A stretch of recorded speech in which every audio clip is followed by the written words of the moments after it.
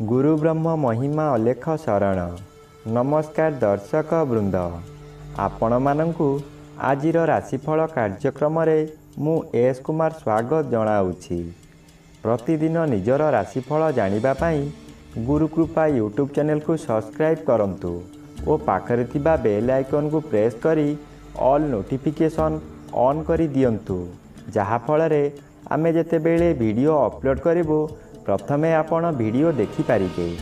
आमर यही वीडियो रे आपण संपूर्ण पंचांग सहित मेष ठारू मीन पर्यंत 12 गोटी राशिर राशिफल विषय रे जानि पारिबे। वीडियो को दयाकरी शेष पर्यंत देखंतु। वीडियोटी भल लागिथिले वीडियो को लाइक करंतु एवं आपणक प्रियजन पाखु शेयर करी जणांतु। एबे आसंतु जानिबा आज दिनर संपूर्ण पंचांग विषय। आज इंग्राजी 2026 मसीहा एप्रिल मास 4 तारिख शनिवार। दिल्ली स्वराब्द सन 1433 साल। स्वाधीन भारताब्द 79 वर्ष। महिमाद 199 वर्ष। उत्कल गजपति श्री श्री गजपति दिव्यसिंहदेव महाराजांकर 69 अंक। सौरस्व चैत्र मास 21 दिन। चांद्रमते बैशाख कृष्ण पक्ष द्वितीया तिथि दिवा 10 घंटा 5 मिनिट पर्यंत।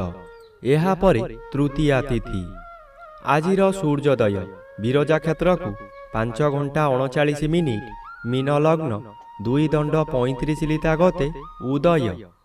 आजिर सूर्यास्त विरजा क्षेत्र को 5 घंटा 56 मिनिट कन्या लग्न 3 दंड 42 लिता गते अस्त।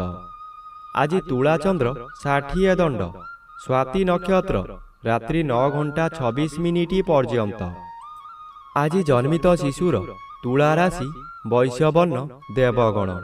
रात्रि 9 घंटा 26 मिनिट गते दानवगण। आज मृत व्यक्तिर 2 पाद पुष्कर दोष।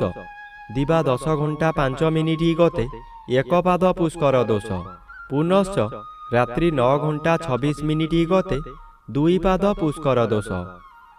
निषिद्ध खाद्य। आज दिवा 10 घंटा 5 मिनिट मध्य बोईतालु भोजन निषेध अटे। एहा परे पोटल भोजन निषेध अटे। आजिर अमृत जोग दिवा 9 घंटा 39 मिनिट गते 12 घंटा 50 मिनिट मध्य एवं रात्रि 12 घंटा 23 मिनिट गते 1 घंटा 57 मिनिट मध्य। आजिर महेंद्र जोग नाही। आजिर काल बेला प्रातरु दिवा 7 घंटा 13 मिनिट मध्य एवं अपराह्न 4 घंटा 42 मिनिट गते 5 घंटा 56 मिनिट मध्य। आजिर 12 बेला दिवा 1 घंटा 29 मिनिट गते अपराह्न 3 घंटा 5 मिनिट मध्य। आजिर काल रात्रि अस्तरु रात्रि 7 घंटा 31 मिनिट मध्य एवं शेष रात्रि 3 घंटा 50 मिनिट गते 5 घंटा 38 मिनिट मध्य। आजिर राहु काल पूर्वाह्न 9 घंटा ठारू 10 घंटा 30 मिनिट मध्य। आजिर घात चंद्र नाही। रात्रि 9 घंटा 26 मिनिट मध्य मिथुन राशिर घात नक्षत्र। दिवा 10 घंटा 5 मिनिट मध्य धनु राशि और मीन राशिर घात तिथि। वृष राशि सिंह राशि और कन्या राशिर घात 12। प्रिय बंधुगण, एबे आसंतु जानिबा मेष ठारू मीन पर्यंत 12 गोटी राशिर राशिफल विषय रे। राशिचक्रर प्रथम राशि मेष राशि। आज मेष राशि जन्मित व्यक्ति मानक सकाशे सप्तम स्थान रे चंद्र गोचर करूछंती शुभ फल मिलिब। आज आपणक परिवार मध्य रे हस खुशीर उत्तम वातावरण आसीब। यही समय रे आपणक जन्मस्थान ठारू दूररु खुशी खबर मिलिब। आपणकर आय वृद्धि हेब। स्वामी किंबा स्त्री जणे अन्य जनकु निबिड़ भावरे भल पाइबे। जहा व्यवसाय करूछंती तहिरे आशा ठारू अधिक आय हेब। भविष्यत सकाशे संचय होई पारिब। एबे आसंतु जानिबा राशिचक्रर द्वितीय राशि वृष राशि विषय रे। आज वृष राशि जन्मित व्यक्ति मानक सकाशे षष्ठ चंद्र अन्य ग्रह द्वारा बाधा पाउथिबारु आज पारिवारिक कलह हेब। कर्मरे विफलता आपणकर ज्ञाति शत्रु मानक द्वारा हेब। ଅର୍ଥ ସକାଶେ କାହା ସହିତ ଯୁକ୍ତିତର୍କ ମଧ୍ୟ ହୋଇପାରେ। ବ୍ୟବସାୟରେ ଆପଣଙ୍କର ବହୁତ କ୍ଷତି ହୋଇ ମଥା ବିଚଳିତ ହୋଇଯିବ। ଆଜି ଏକାଦଶ ସ୍ଥାନରେ ରବି ଗୋଚର କରୁଥିବାରୁ କୌଣସି ଅଜଣା ସ୍ଥାନରୁ ଅପର୍ଯ୍ୟାପ୍ତ ଧନ ମିଳିବାର ସମ୍ଭାବନାକୁ ମଧ୍ୟ ଏଡ଼ାଇ ଦେଇ ହେବ ନାହିଁ। ଏବେ ଆସନ୍ତୁ ଜାଣିବା ରାଶିଚକ୍ରର ତୃତୀୟ ରାଶି ମିଥୁନ ରାଶି ବିଷୟରେ। ଆଜି ମିଥୁନ ରାଶି ଜନ୍ମିତ ବ୍ୟକ୍ତିମାନଙ୍କ ସକାଶେ ଘାତ ନକ୍ଷତ୍ର ଅଶୁଭ ଓ ପଞ୍ଚମ ସ୍ଥାନରେ ଚନ୍ଦ୍ରଗୋଚର କରୁଛନ୍ତି ଅଶୁଭ ଫଳ ମିଳିବ। ଆଜି ଆପଣଙ୍କର ମନ ଅସ୍ଥିର ରହିବ।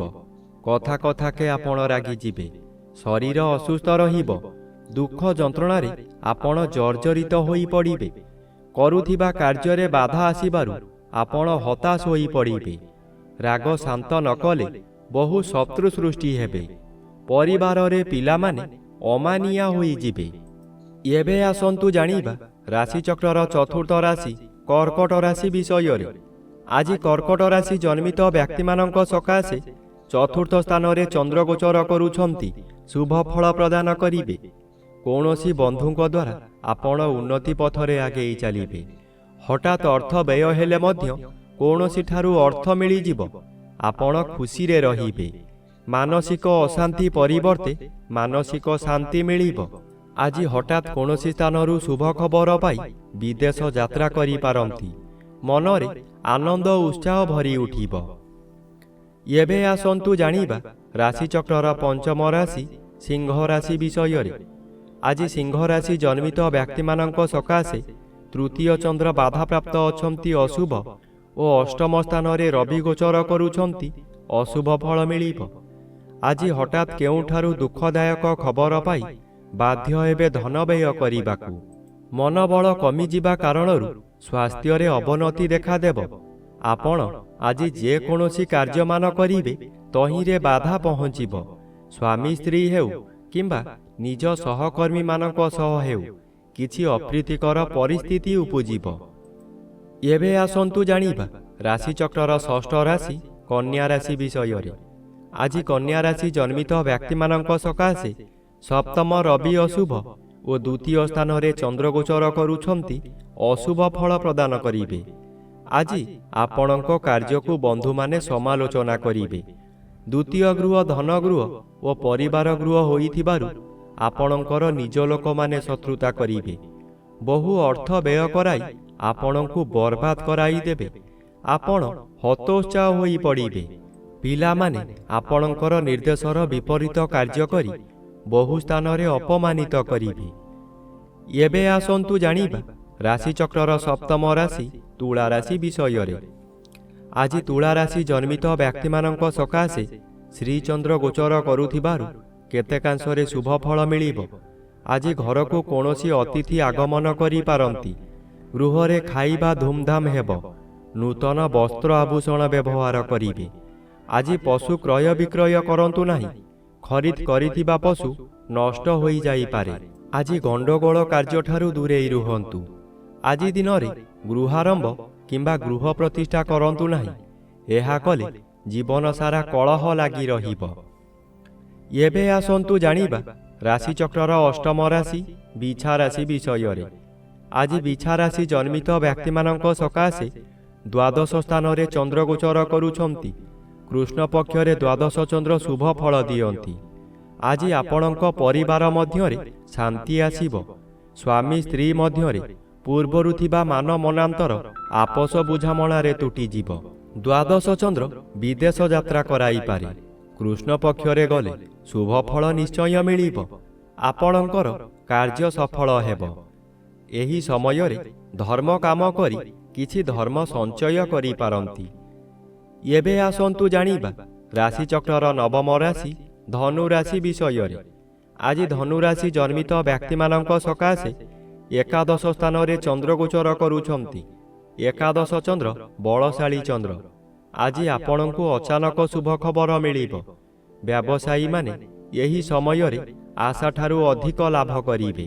ପୂର୍ବରୁ ଯେଉଁ କାର୍ଯ୍ୟ ସକାଶେ ଆପଣ ଅପେକ୍ଷା କରି ହତାଶ ହୋଇଥିଲେ ସେ କାର୍ଯ୍ୟ ଆଜି ପୂରଣ ହେବ। ଆଜି ଆପଣ ନୂତନ ଅଳଙ୍କାର ବ୍ୟବହାର କରିବେ। ପରିବାର ଆପଣଙ୍କୁ ସପୋର୍ଟ କରିବ। ଏବେ ଆସନ୍ତୁ ଜାଣିବା ରାଶିଚକ୍ରର ଦଶମ ରାଶି ମକର ରାଶି ବିଷୟରେ। ଆଜି ମକର ରାଶି ଜନ୍ମିତ ବ୍ୟକ୍ତିମାନଙ୍କ ସକାଶେ ତୃତୀୟ ସ୍ଥାନରେ ରବି ଗୋଚର କରୁଥିବାରୁ ଆପଣଙ୍କୁ ସ୍ୱାଧୀନତା ମିଳିବ। ପୂର୍ବରୁ ଲାଗିଥିବା ଶତ୍ରୁମାନେ ଆପଣଙ୍କର ପରାକ୍ରମ ଦେଖି ଭୟରେ ଆତ୍ମଗୋପନ କରିବେ। ଦଶମ ଚନ୍ଦ୍ର ବାଧାପ୍ରାପ୍ତ ଅଛନ୍ତି। ଆପଣଙ୍କ କର୍ମକ୍ଷେତ୍ରରେ ଅପଯଶ ଅପମାନ ମିଳିବ। ଦୁର୍ନାମ ଆପଣଙ୍କର ପିଛା ଛାଡ଼ିବ ନାହିଁ। ସଫଳତା ପାଉଥିବା କାର୍ଯ୍ୟରୁ ବିଫଳତା ମିଳିବ। ଆପଣଙ୍କର ଇଚ୍ଛା ପୂରଣ ହେବ ନାହିଁ। ଆପଣ ଯାହା ସହଜ ବୋଲି ଭାବୁଥିଲେ ତାହା ବହୁ କଷ୍ଟକର ହେବ। ଏବେ ଆସନ୍ତୁ ଜାଣିବା ରାଶିଚକ୍ରର ଏକାଦଶ ରାଶି କୁମ୍ଭ ରାଶି ବିଷୟରେ। ଆଜି କୁମ୍ଭ ରାଶି ଜନ୍ମିତ ବ୍ୟକ୍ତିମାନଙ୍କ ସକାଶେ ନବମ ସ୍ଥାନରେ ଚନ୍ଦ୍ରଗୋଚର କରୁଛନ୍ତି। କୃଷ୍ଣପକ୍ଷ ହେତୁ ଅଶୁଭ ଫଳ ମିଳିବ। ଆଜି ଆପଣ ଶୁଭ କର୍ମରେ ଯୋଗଦାନ କରି ବହୁ ଅର୍ଥ ବ୍ୟୟ କରିବେ, କିନ୍ତୁ କାହାରି ପାଖରୁ ପ୍ରଶଂସା ମିଳିବ ନାହିଁ। ଶେଷରେ ଲୋକ ହସା ହେବେ। ଆପଣଙ୍କୁ ଲୋକମାନେ ପରିହାସ କରିବେ। ଆପଣଙ୍କର ଅସ୍ଥିରତା ପ୍ରକାଶ ପାଇବ।